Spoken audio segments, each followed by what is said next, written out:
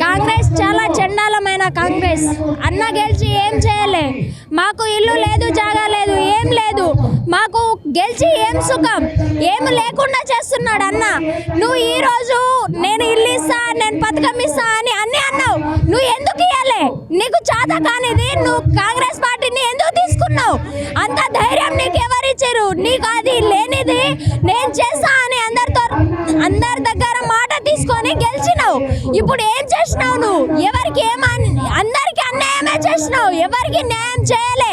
అందరికి లలిత బంధునే ఇస్తా, నేను కళ్యాణ లక్ష్మి ఇస్తా అని అందరికి అన్నావు. నువ్వు ఏమి ఇచ్చినావు? ఏమి ఇవ్వలే. కాంగ్రెస్ కాంగ్రెస్ అని అందరు కాంగ్రెస్ అనే ఓటేసిరు. కాంగ్రెస్ ఏమి ఇచ్చింది మీకు? ఏమైనా ఇచ్చిందా? ఏమి ఇవ్వలే. జై కాంగ్రెస్ అని అన్నారు కదా ఆ రోజు. ఈ రోజు ఏమొచ్చింది మీకు? ఏం రాలే.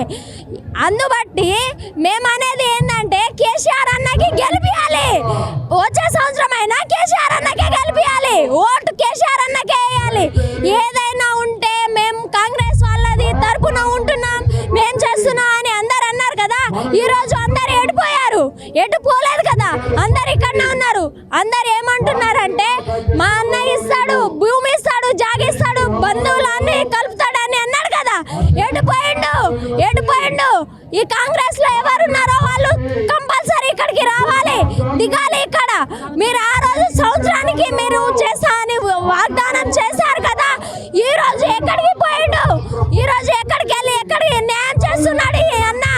కాంగ్రెస్ లో ఉన్నాడని అన్నారు కదా, ఈ అన్న ఎడిపోయిండు. రేవంత్ రెడ్డి పెద్ద లుచ్చా నా కొడుకు.